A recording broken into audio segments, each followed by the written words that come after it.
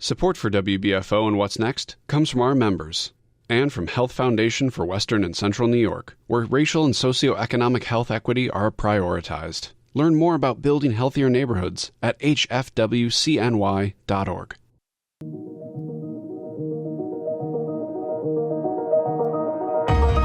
I'm Jay Moran. I'm Bridget Jaipal Valenza. I'm Thomas O'Neill White. We need to get together and let our voices be heard. This is What's Next, a dedicated hour to have important conversations about the issues facing the marginalized and underrepresented communities of Western New York and Southern Ontario. If we're going to have some real healing, we've got to have space to tell some uncomfortable truth. What's Next continues our mission to discuss race, equity, and the common concerns of Buffalo's East Side and beyond. The suburban area, everywhere, we must work and teach our children. This is What's Next. I am your host, Jillian Hanesworth, along with the incomparable Jay Moran. Thank you. We're joined today by University District Council Member Rasheed Wyatt. How you doing? I'm doing great, and thank you guys for having me on. I'm excited. Yeah, we're excited to have you. So you know why you're here. Yes, I do. You're here because you recently announced that you will be running for the mayor of Buffalo. Now, we have had a chance to sit down with some of the other candidates, and we are excited to talk to anyone who will be joining this race for the mayor. But we are here with you today. Yes. Well, thank you so much. Yes. And as you stated, I just made my announcement a couple of days ago. And I tell you that, some people think this is an easy thing.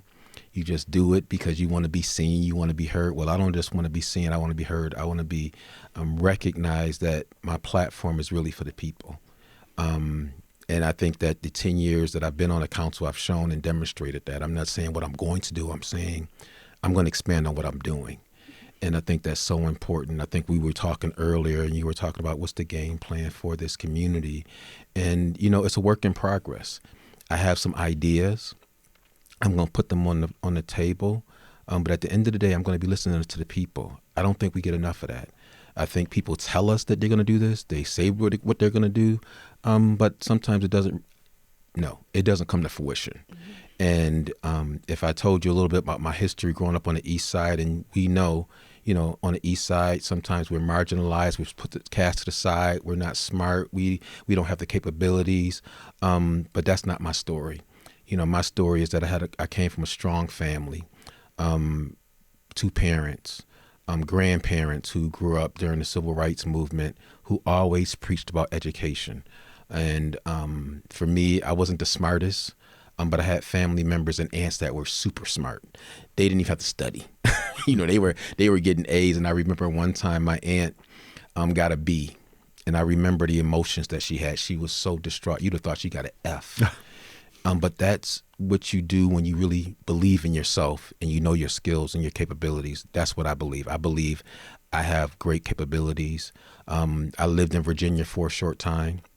I've gone through the process of being new in the community and people questioning, who are you? What are you going to do? And at the end of the day, I'm about show me. I'm about show me what you're going to do. Don't just talk about it, do it. And I think, again, if I go back to my 10 years on the council, the things that I've done, how I've dealt with problems. One of my biggest problems when I got in office was the parties in the University Heights. Mm-hmm. That was a rite of passage. You would see the news would call me, hey, council member, what are you going to do about the parties this year? And, I didn't have an answer. But when I started meeting with these people, and I heard how this has been going on for so long and how they were tired of it and they were thinking about moving out of Buffalo, I had to do something. And so what we did is we put legislation forward that if there's a party house, guess what? You got a $1,500 fine. And I'll tell you, I bet you've not seen anything about parties in the University District in a long time. Now, we do have some, but it's nothing like what it was. And sometimes we have to put in legislation to do what we have to do. And it wasn't to hurt anybody. It was to fix a problem. It wasn't like the school zone cameras where there really wasn't a danger to children, but it's a possibility. Mm-hmm. But the way the city rolled out that project and how it harmed so many people, we had to stop it. Because again, we have to make sure our intentions are right. My intentions are always right. It's never to harm anyone. But if I see that it is bringing harm, guess what? I'm okay going back saying that didn't work. Let's do something else. In this city, it seems as though you always have to be right. Well, sometimes changing conditions change your decision making. And so you should be okay with that because people know we're human. And I think people would rather see your human side than your anointed side that you don't make mistakes. Because at the end of the day, we're all human. And I think that people want to see someone that's authentic, that genuinely cares about them. We're the third poorest of our side. I've not heard any changes in that. Because guess what? We haven't made any changes. We don't even have a poverty plan. How can you be a poor city like ours and not even have a poverty plan? There's no plan to fix it. So if there's no plan, guess what? There's a plan to fail. And so I'm coming to the table with all my experience, with my big heart for caring for people, and that's been demonstrated, and saying, this is my idea, but what do you think? What's your idea? I'm going to do probably like 15 to 20 sessions, community sessions on various aspects of our city to find out what people issues are. I got to find that out. If you're out here saying I'm going to run and you're not doing that type of work, I don't know if you're really serious about real change. My campaign is about real change. It's not just saying something that you want to hear to get elected. It's about doing the work, having the information, having the understanding what the issues are, and then putting forth a game plan. That's my background. I've been in banking for 15 years. I've actually been in finance for probably 25. I was a CFO. I managed a $16 billion mortgage interface. I was president of a credit union. I was president of the NAACP in Newport News, Virginia. As I say to people, check the receipts, check my record. Don't just go by what I say. There's many news articles and things and press clippings about my effectiveness when I was the president of the Newport News NAACP. There's clippings of me when I first worked at the HSBC in Business First about my creative attitude when I was president of the Urban Bankers Association.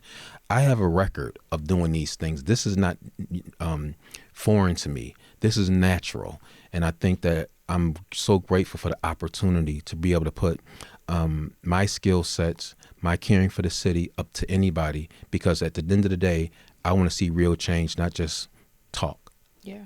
So I definitely want to get to some, finance and budget related questions. But before we get there, you brought up the school zone cameras. Mm-hmm. That was not the first time where you were the sole council member or one of few council members who opposed a project that the city was pushing or that the Common Council at large was pushing. Mm-hmm. Do you want to talk about any other times where you opposed some of the decisions being made? Well, just recently, we went out and bonded $100-something million that our controller said it was not a good thing to do. And what is bonded? Meaning that we're going to the market to say, we need this money to improve our city. So can you give us this money so that we can improve the city? And then we make these annual payments to it. But right now we have a $17 million deficit right now in our first quarter of our fiscal year. And so for me, again, using my financial expertise, not political, we don't know where we are right now. So for us to go out and bond without really clearly understanding where we're going to be when our fiscal season ends, it's just not smart. I thought we could just pause it until we got some more clarity. That's reasonable. There's a sense of urgency for everybody, but that sense of urgency has to be, how do we fix this budget first? So I don't want to go get money for something that I may not be able to pay. And so that puts us in a deeper situation.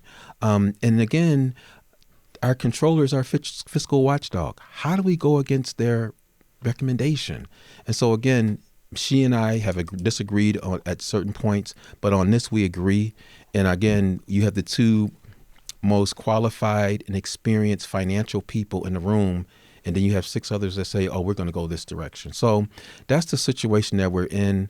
That's what I've always come up against. And again, some people say, oh, he's always grandstanding. No, I'm not grandstanding. I'm just speaking to my experience. And if I'm going to be a council member, if the people elected me, they didn't elect me to be quiet and go along and get along. They've elected me to do what I do, and that's probably, as people would say, I'm a disruptor. And it's not a disruptor because I want to be a disruptor. It's a disruptor because sometimes the decisions that we make don't help the least of these, and in many cases don't help all of us. Because as we look at taxes continue to rise, I think the one message I can send to people is that I'm not going to just look at continue to increase taxes, because we all are having challenges with inflation, interest rates. I got to do the best I can to manage what I can manage, to control what I can control, because there's going to be other forces that I can't control. And so I want to put us in a position that we can win or not be as hurt as bad. And at the end of the day, we've made some very bad decisions. Many of them have affected Black and brown communities more dramatically. And I think that I'm the right person to go in and not just fix it or help begin the process on the east side, but for the entire city, because everybody recognizes nobody wants to pay taxes that don't give them the proper services and things that they pay for. And so I want to make sure that when I get in office that the money that you pay, you feel like I'm getting something of quality. You didn't ask me to pave the streets with gold, but you do want to get a quality payment for what you pay. It's interesting that you mentioned about the capital budget that got approved, and you were the lone vote against it. And you also mentioned, of course, your financial background.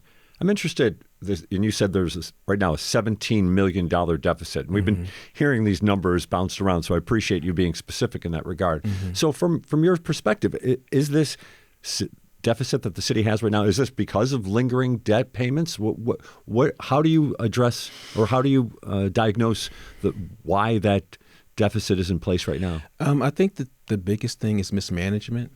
You know, one of my favorite movies that's become one of my favorite movies is The Darkest Hour, about Winston Churchill. And I remember he has this crisis with the war, and he's trying to get these people to help, and no one really wanted to help. And he was the lone person standing alone. He recognized the vision and understood what he needed to do, but he's speaking to the populace.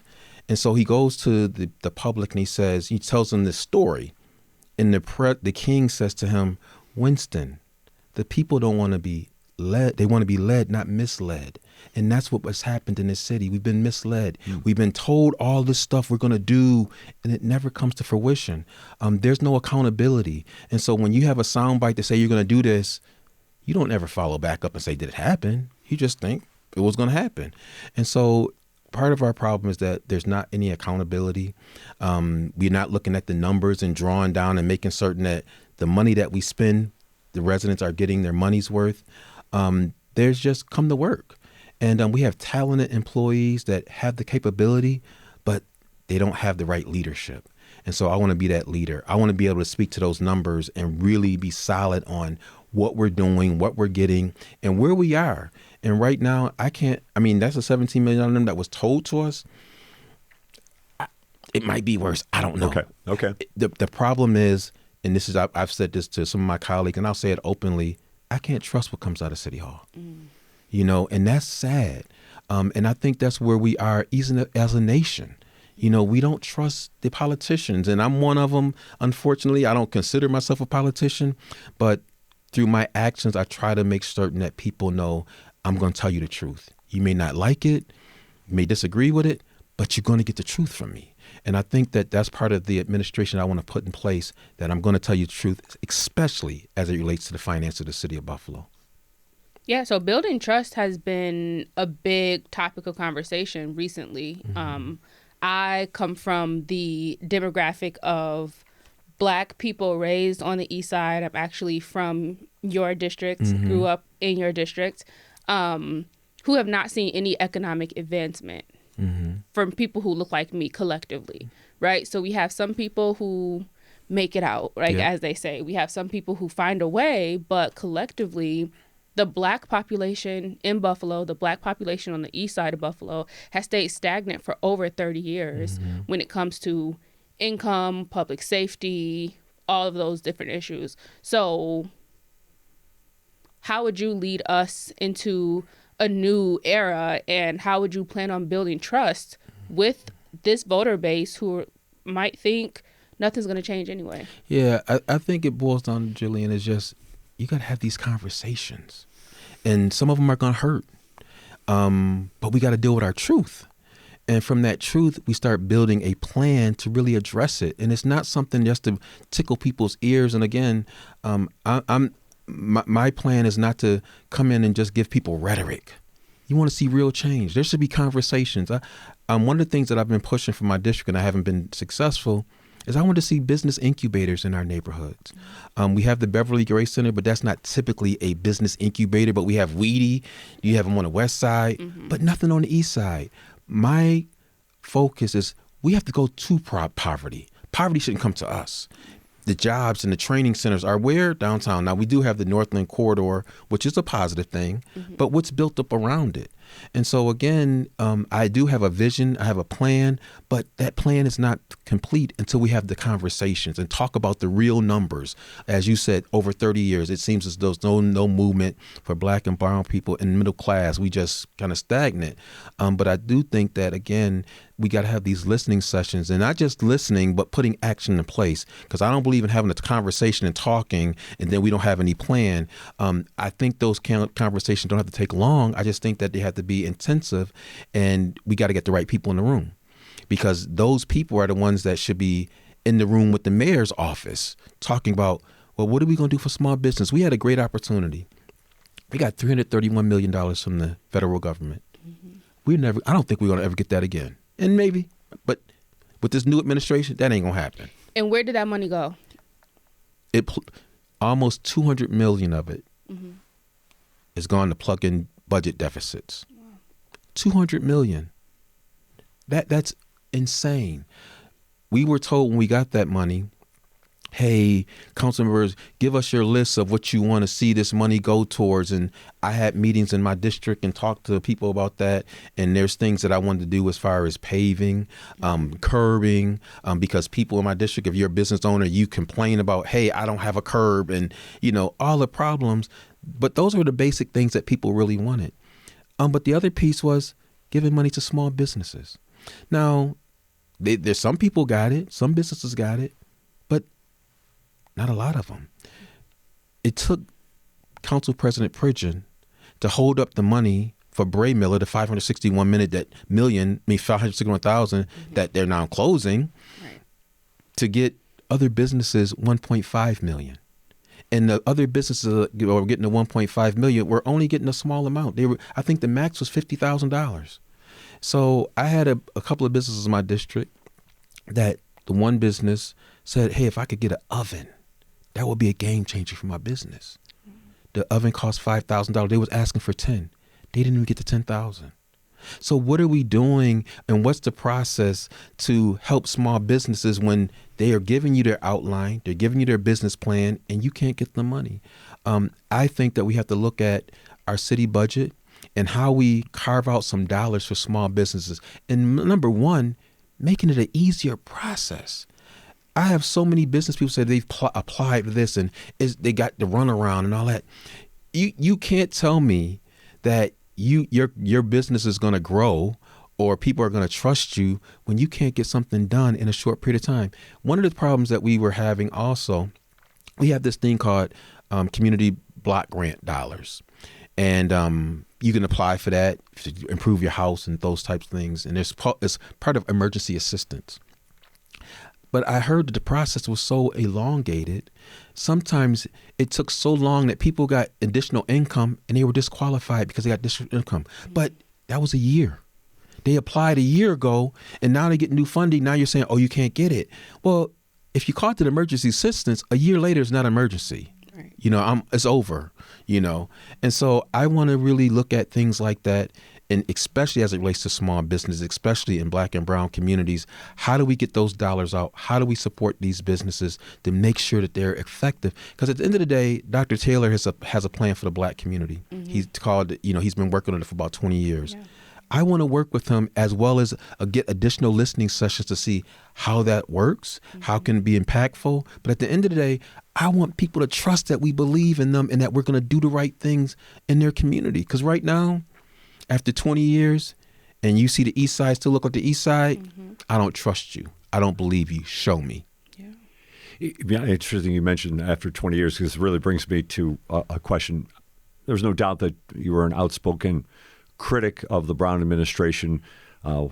on the Common Council. At the same time, and we've asked this to other candidates who have been in here, some have kind of faded away from the question to a certain extent. And by the way, just so everybody knows, those conversations are available online. All these What's Next programs are, as this one will be, so you can review and see what other people have to say. But talk about the Brown administration. Give to me what you saw as its core fault. Disconnected. I'm going to keep it as simple as I can. Disconnected. And it seemed as though they always wanted to read their own press and believe they were great when they were poor. I think that, when you keep reading your own press, you don't see anything. You only see what you see. I didn't trust what they told me. They were very misleading. And it was always about them, not about the people. My administration is going to be about the people. We got to make sure the decisions that we make are not going to harm them or uplift them. And we know we got to do the entire city. You just can't focus on the east side because you got to be the mayor of the entire city. But there's always sectors or sections that have different issues. And so you got to address those issues. And one of the things I'm going to do is I'm going to work closely with my colleagues. They know their districts better than anybody. The mayor always wanted us to roll out the red carpet and kiss his ring to get things done. It shouldn't be about that. It's about the people. One of the things that I asked for some years ago, I said, do we have surveys? Do we do surveys? They laughed at me. Surveys? Why don't I do a survey? Well, Business 101 is you ask people what their opinion is of your service. In the banking sector, I was part of a team that would constantly look at evaluating employees, getting their feedback. And I remember one session where we were meeting with the executives, all the senior people, and they started talking about stuff in the branches. They say, hey, yeah, we need to do this, to do that. But not one of them worked in the branch. Not one of them had the expertise of the branch. Not one of them had engaged them. So I said, well, how can we answer that question if we've not been? I worked in commercial banking, but I didn't work in the branch. So when we brought the branch people in, all the stuff that we talked about was washed away. Because when we went to the people that actually do it, they said, no, we don't need that. That ain't our worry. Our worry is this. And so, again, I'm not afraid to go to people. I had a forum, What's Missing in the Black Community, last October. And, it was tough. It was really tough because people were beating up on me. I said, I'm only one council member. And you got to understand we have a large city. But at the end of the day, I'm coming here saying, I want your opinion. I want your idea. And just don't beat up me. You can say what you have to say, vent, but you got to have an idea of what a plan it looks like. Because at the end of the day, you can come in with all the talk and scream and holler, but at the end of the day, what is your opinion? What is your idea? How do we move forward? And so I'm going to be doing those things, and I'm okay with accepting people's comments, but all I say to people is just respect me. I'm not going to disrespect you. I work for you, and I'm going to listen to you, but let's have that conversation, because I think through the conversation, I listen, as one of my professors says, slowly. Because sometimes you listen and then you already want to get to the answer when you really didn't hear the comment. So I'm going to listen slowly and look at how do we make our city better? How do we hear from the people who have been put aside because they didn't kiss the ring? You don't have to kiss my ring. You ain't got to call me the honorable. All I want to do is, my name is Rasheed. My mama named me Rasheed. Call me Rasheed, and we can have conversation just from that. But I think it's so important at this time. To me, it's a sense of urgency. Because our city is in crisis, and I'm not just making it up. If I'm telling you we got a $17 million deficit right now, who knows where we might be in May. And so we have to start acting appropriately. I just recently put forth a resolution to evaluate some groups that may come in and give us some efficiencies. Where can we be efficient? Public Works is our largest department. We probably need to look at Public Works to see how can we become more efficient. The other piece is looking at our police department. We have a $41 million they're paying in overtime. Now, some of the employees may say, well, he's taking our overtime away. Sir, ma'am, you have a job. And I'm not saying defund the police. That ain't my mantra, because I know people in my district say, I need more police. But we got to be more efficient. We're a small city. We don't have the revenue base that other cities have, like New York City. So we got to do well at what we have. And that's the biggest number on the page. So I have to drill down and figure out Why do we have $41 million in overtime? Is it that we have more crime? Do we have more fires? We have to break it down and see what it is, and then we have to manage it. And we have to say, okay, y'all can't do this, but we got to put that in place, and it's fair. You know, any corporation that's paying $41 million in overtime, I bet you that CEO's not even there. Because you messing with our bottom line, and you can't do it. And our bottom line is the services that we can deliver for the people. Let's take a break on what's next. Our guest this morning, Rasheed Wyatt, University District Council member and also candidate for mayor of Buffalo. This is what's next on WBFO. Our mission at Buffalo Toronto Public Media is to serve our local community. And on WBFO, we do that by keeping you informed and connected to your community, whether it's by hearing from a local Black poet about what it was like to move from the inner city to the suburbs on What's Next. So that emotional change with that culture change combined let me realize that basketball and being physical wasn't enough. I needed a way to figure out my emotions. So the first poem I wrote in the cafeteria of Sweet Home Middle School was Outcast. Or it's exploring the East Side Garden Walk. It's wonderful that we're seeing engagement in beautification and sharing gardens, because we believe that we can build more vibrant communities by sharing our gardens, by sharing our stories, and by building real connections between people. We came through as neighbors and cleaned this space out and began plot by plot putting plants in. This is public media. Buffalo Toronto Public Media is glowing with accolades in 2024. The Webbies, Tellys, GLAD Awards, and the New York Emmys recognize the brilliance in originals like Brave Spaces, sharing LGBTQ+ stories of triumph, Compact History, exploring the history that surrounds us, and Let's Go, bringing adventure to young, curious learners. Experience them all at WNED.org or on the BTPM YouTube channel. You're listening to What's Next, our place to discuss the important issues of our communities of Western New York and Southern Ontario. We want to hear from you. Click on the Talk to Us option in the WBFO app, and we will work to get your questions or comments on the air. Do you have a story or concern that we should be addressing? Email us using whatsnext@wbfo.org. Together, we'll have the conversations that are needed. This is WBFO, your NPR station. And we're back. This is What's Next on WBFO. This is Jillian Hanesworth, joined by Jay Moran, and we're here today with Councilmember Rasheed Wyatt, the council member of University District and now mayoral candidate for the city of Buffalo. So before we went on break, you started to talk about policing. Mm-hmm. You were talking more about the budget, but I do want to dive a little deeper into that. Mm-hmm. One of the big issues we've seen, especially since 2020, is a trusting relationship between our police force and the residents of this city. Mm-hmm. We used to have an accountability board where people could come and state any complaints or interactions they've had with the police to other citizens. There was no real bite behind the accountability board. There was no actual accountability. But that accountability board was disbanded with the idea that something better and more efficient would be put in its place. Mm-hmm. We have yet to see anything be formed to really help when it comes to garnering trust and accountability with our police department. So do you have any ideas of how you would handle that as the mayor? Well, one of the things that I did as council member is that I put forth a resolution to enact a civilian review board. Rochester, Syracuse, other cities in New York State have one. But my colleagues were not comfortable in doing it. And so, again, I'm one council member. I think that's important.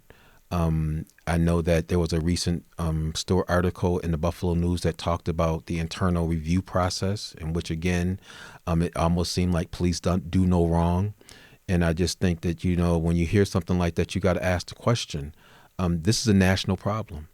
And so for you to tell me that you have a 90% or 95% rate where the officer did no wrong, I'm just saying that's folly. So we have to put some people in place that are not anti-police. My recommendation is not for anti-police. you have to have a watchdog in there that's going to make sure that there's accountability. And if it seems as though every time that there's something brought forth, you're clean, that's a problem. And so even as it relates to some of the issues regarding the police department, we pay the bulk of our claims. We have this claim process that if the city does anything that it hurts someone, we have to go through this process. We have to pay someone out. We had to pay a woman who was paralyzed and her life forever changed, $43 million. We had to get a bond for that. We had to bond that. This officer was answering a call that, unfortunately, from what they say, was a domestic violence, but it was not a good call. But the fact that he drove on the other side of the road on Main Street where there's a median, what were you thinking? But this person still has a job. And again, I'm not against police, but when you cost me that type of money, you ain't gonna have a job. And that's just from a practical sense. In any corporation, if you cost them that type of money, when you go outside the lines, this wasn't something that he did that he was trained to do. The police said that you can do this. They had all sorts of write-ups that said he went away from way out there, but he still has a job. And so how do we give the trust to people or people trust an organization or a process in which things like that happen, but you keep your job? So I think that that's important. That's something that I would love to have conversation on. Now, we do have a body that's in place that took the oversight committee, but I think the first one we had was more effective. But then it had these internal issues that I can't fix. But at the end of the day, if we're going to do this and do it right, we have to have a civilian review board because our state attorney general said the police should not be policing themselves, but it continues. So I have been on the right side of that. And I've talked to the union and told them, I know you don't trust me in this, but there's a lot of distrust of you. And so I'm on the right side, and I think we can come together because I do think that the police union and even officers, even the commissioner, they mean well. But I think at the end of the day, my platform is going to be, we have to move in a direction where we do what's best for the people, not just for an individual organization. Because I do want to see, and I think we have made some improvements in relationships with the police department, but it's been on their terms. And I think that we have to get outside of that and we have to meet in the middle and say, hey, these are some things that we would love to see. And I think that a civilian review board to have people who can make sound decisions when it comes to those matters is par for the day. It's interesting. So most of the council then was against that resolution that you said, to try to get the review board in. So it sounds like there's not political support for it right now. I'm sure you have conversations with your colleagues. What is at the root of that? What do you sense from a political standpoint that they would be against it? I think the biggest thing is the union. The union is against it. They fear the union? The union is powerful. And but I don't fear anybody, and I'm not disrespecting anybody. You do the right thing for the right reason, and let the chips fall where they may. I've had conversations with the union. I went to them for endorsement, and I can go back to them and say, ask me what you put in place as far as cars, as far as equipment. What things have I denied you? I've not denied you a single thing. I've given you everything you needed. You said you needed additional cars because the other cars were broke down. We did that. And so but I have to take a stand in certain areas, and I hope that you can respect that, because the situation when regarding George Floyd and the other issues that have happened around that is real. And we have to take a stand as a city, and I think we should be more proactive than reactive and doing something about it. And I think we can. I think we have people who mean well that can make this happen to make sure that, again, we start rebuilding that trust in our officers. And I think that's fair. So you run for mayor, you become mayor, day one. What's the first thing you're doing? What's the top priority for you? Dealing with housing. That's the biggest issue. And the good news is we have a task force that I can give credit to former Ellicott District Council member, Council President Pridgeon. He put a task force in place where we got a lot of good feedback. But now, as mayor, I have the ability to put that in place, Because again, the one thing that, again, why people are disenchanted with our city and our government is that we put forth these ideas and you do nothing with it. Dr. Taylor told me that he put forth this plan for the East Side 20 years ago. We never touched it. And so I want to empanel people and let them know that when you give me a recommendation, I may make some changes, but overall, we're going to put that in place because that's what you've done. I don't want people just to come and feel like I'm just wasting time. You know, people's times are valuable, and I'm going to show them from a business standpoint that when you give me your time, we're going to use that energy to do the right things because people don't have time to waste for nonsense. Housing has to be, of course, like you said, it's a key part to a city that's struggling with poverty. And you mentioned earlier about having a plan for poverty. What are some of the other elements that have you seen ideas in other cities that could perhaps work here in the city of Buffalo? Well, yeah. And actually, because I love using ideas from other cities, but I'm just going to go with what we have right now. Okay. We have a law that says that we have to do so many inspections a year. Right before us right now. We don't, I don't know if it came from somebody else, but we have a law that says we have to do this proactive rental inspections. If we simply did that, it could be a game changer because there are a lot of people paying $900, $1,000, $1,100, $1,200 for housing that I would not give you a 50 cent for. And they're forced in that situation. And many of them probably don't have good credit, so they can't go to some of these nice little places. And in many cases, they may not even have the capacity for the number of children they have. So I say that we have to start enforcing that. If we just did that. The other piece of that is that we have to start finding some of these landlords. One of my biggest problems in my district is housing that landlords don't take care of. I have a house in my district that the landlord has owned for 15 years. I went by it. I said, do somebody live there? Well, the landlord lives in California, but he's still collecting rent. And I said, that's absurd. And so, again, we let the least of amongst our community from our community get preyed on with people who don't care about us, who don't care about our neighborhoods. The two houses on the side of this are immaculate. Immaculate. I mean, the grass was cut. And he said, we've been having a problem and no one seems to care. So we got to get those bad actors. We got to let them know we're not going to take it anymore because we have to send a message that if you are going to do business in the city of Buffalo, you better be up to par because our residents deserve better.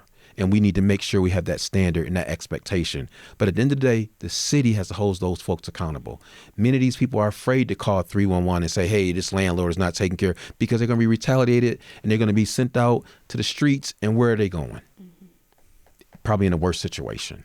And so I think that when we talk about poverty, when we think about the quality of life that many are experiencing on the East Side, that's one of the things that would be beneficial if we did it in a good way. And the other piece is we got to hold the permits and inspections department accountable. When you come to work, you have a job to do. There should be some outcomes. And we have to make sure those outcomes are happening on purpose. If we're saying we got to inspect 5,000 properties and we got how many inspectors, how many are they going to do a day? How many are they going to show us a month? How are they going to show us a quarter? Because I want to produce. If you're getting $1 for the city of Buffalo and you're being paid, you got to do your job. And what about the thousands of properties owned by the city?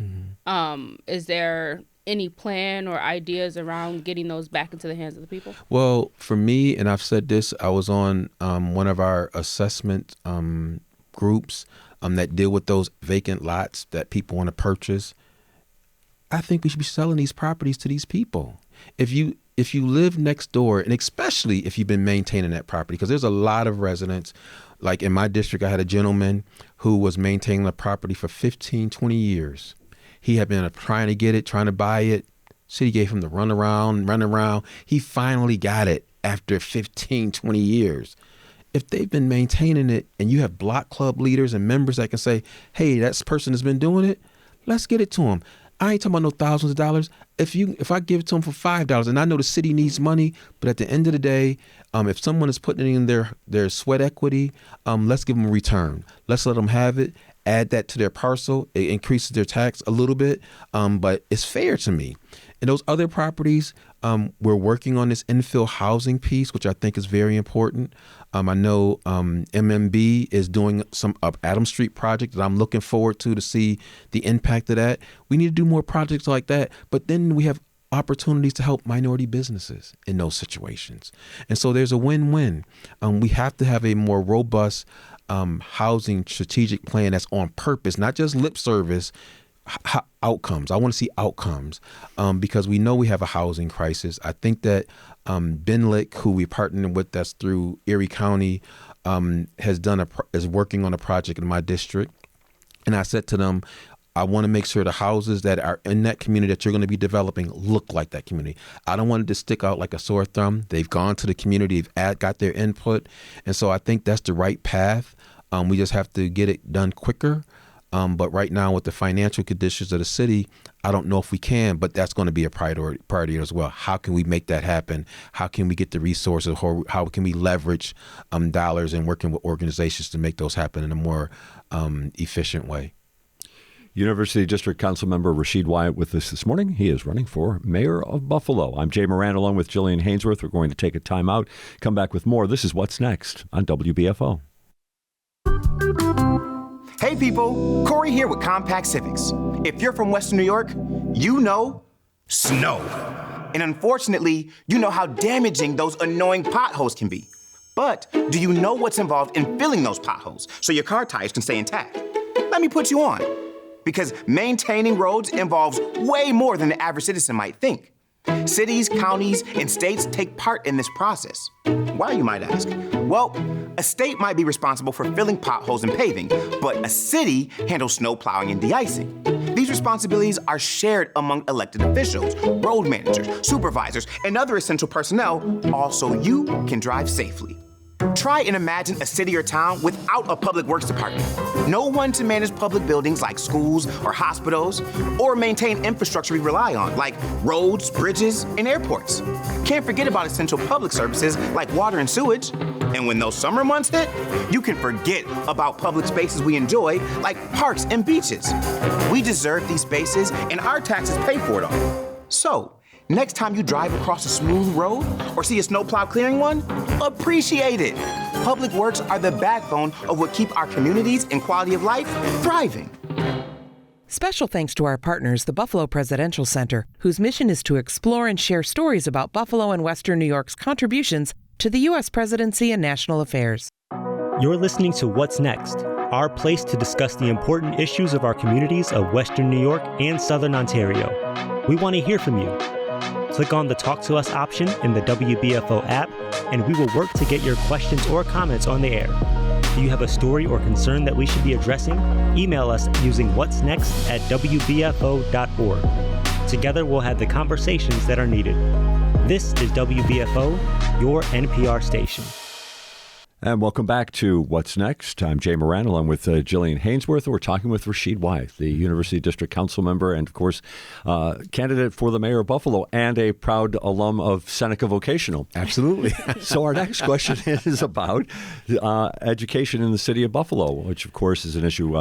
That very chair, a couple of weeks ago, we had, there was two chairs. There was Bishop Badger and Sam Radford. Mm-hmm. And one of the things that they were totally in favor of was mayoral control of the city school district. What's your thoughts on that?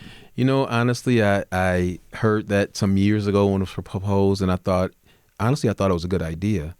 But now we have a superintendent who I have a lot of respect for. I know this is not an easy job, but she comes from the city.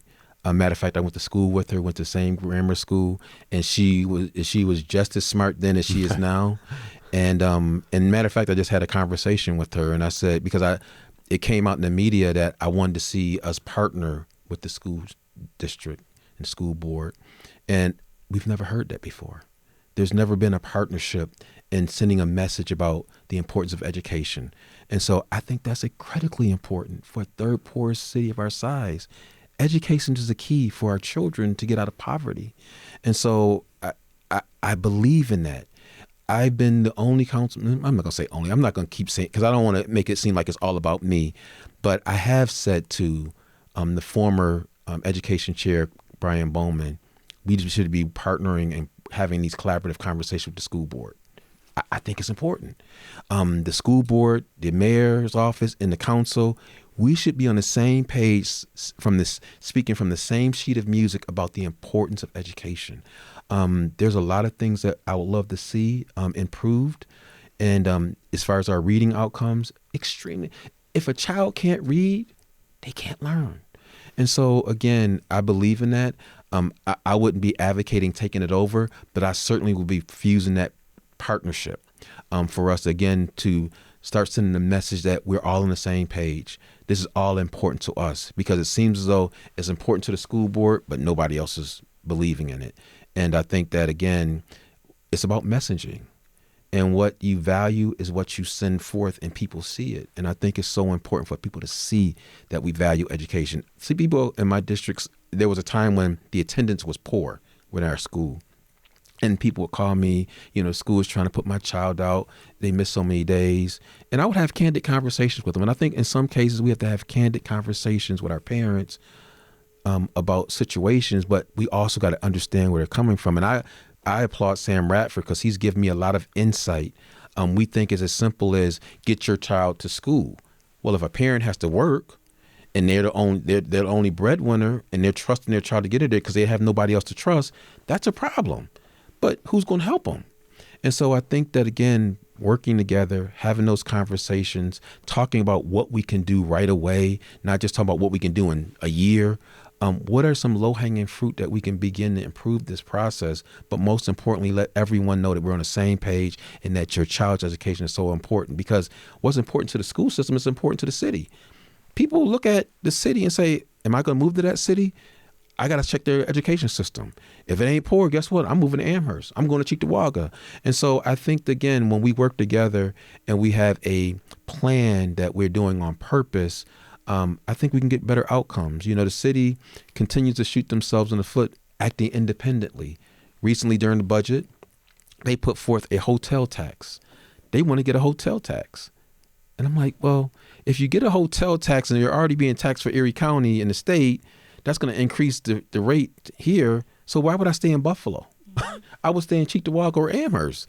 And so it's things like that that are part of our Achilles heel, and that we do a knee-jerk reaction to things instead of really thinking it through, getting people who are the experts in the room to talk about the decisions that we make. We need to bring people in the room that says, hey, this might be this impact, but you need to listen to those people. And again, we just seen the show.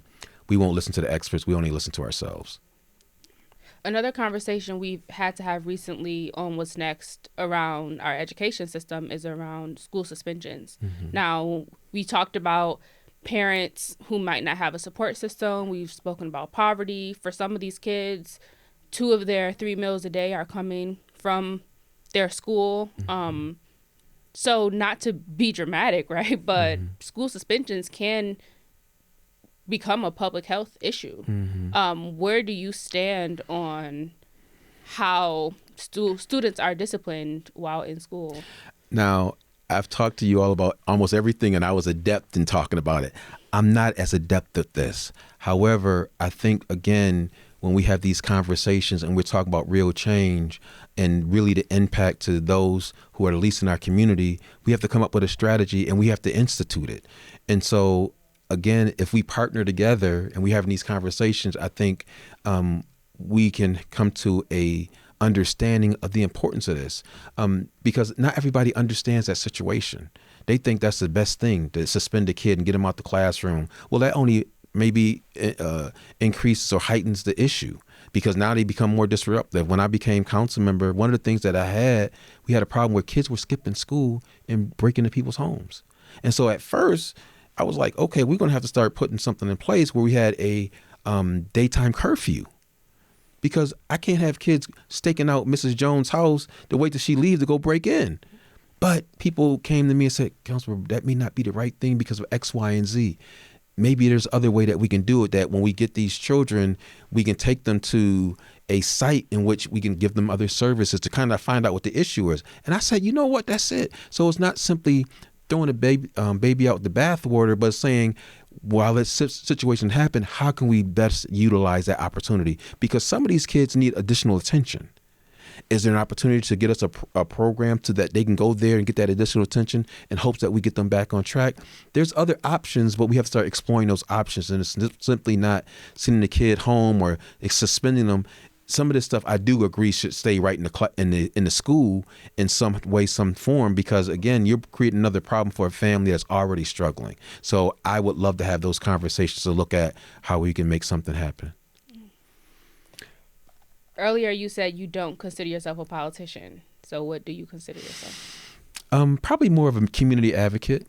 That's what I've been doing for a long, long time, and it started a long time ago with Darius Pridgeon. We founded a group called Concerned Citizens Against Violence Coalition, and that's when violence has started kicking off in our community. We addressed violence. We were addressing the stores that were selling drug paraphernalia early on. And so he has been a great influence on me because my path was always, I want to be a CEO of a bank. I didn't want to get my hands dirty. I want to keep my nails clean. But he has sensitized me in a way that I got to understand that I'm here to do a great work for people. And I may not make a lot of money, and I'm okay with that because I know my calling is more than just about money or titles. I've had a lot of titles that I can run down to you, but it don't mean anything if I can't give back to my community and I can make us better. This is one of the biggest steps I've ever taken in my life, but I like having people around me that have that energy, that have that caring, and you're going to find out that's all I'm going to have around me. It ain't going to be yes people. It's going to be people that know.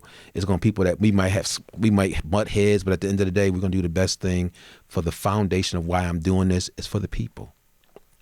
After 5/14, there was a huge focus, of course, on the east side, and we've talked about this before, that there was perhaps a spirit of trying to make changes and bring new change and new life to the east side. In your opinion, somebody who's it's your University District, you're on the streets, you talk to people, has that faded? Yeah, and it's sad because we had an opportunity to make people believe that we truly cared, and I don't think we did a good enough job. And I'm not knocking anybody. It's not my district, but I'm a person just like the people that were affected. And I cared. One of my good friends who I graduated, I worked with actually, his aunt was in that tragedy. And, I feel for him. And I think that, and I'm not knocking what they're doing. Please, people will say, oh, he don't like the monument. We're spending a lot of money on monuments. But I think the people who had perished would be more apt to saying, let's make some real change in my neighborhood, housing, services for our community. But that's not my plan, but I would love to see real change so that people see it. I was at the announcement of the monument in front of Tops, and there was a woman there, and she was so irate. She wanted to just turn up at that announcement. And I said, man, please don't do that. I understand. Believe me, I understand your frustration, but we gotta act out in the right way. We can't make a scene because at the end of the day, that was a solemn moment to pay respect to those folks. But at the end of the day, she says, you see that building right there, right by the Tops? That's been vacant and dilapidated for how many years?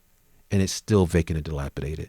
So I think when Jillian talked about real change and she wants to see it, and we just hear it, we talk about it, but nothing's happening. That's why people are disenchanted. That's why they don't believe in leadership. That's why they don't believe in government. And I think that we have to start showing people that we care, and it's just not about rhetoric. It's really about action, and I'm seeing it. So if I give you 30 seconds to tell me why I should go to the polls and vote for you as the mayor, why?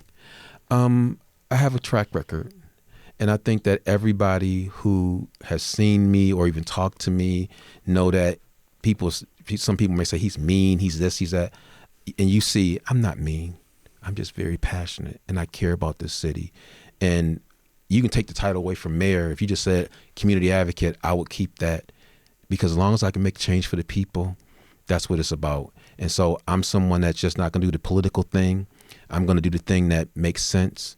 That people know that your tax dollar is going to go very far with me because I care about you and I want to give you exceptional services, not just good service, exceptional services. And I'm going to support the employees who work in the city, who really care about the city, that it's going to be about politics. It's going to be about service, and it's going to be about serving the people. Well, thank you so much for joining us. This is What's Next on WBFO. This is Jillian Hanesworth, joined with Jay Moran and our University District Council member, Rasheed Wyatt. Thank you. Thank you so much for having me.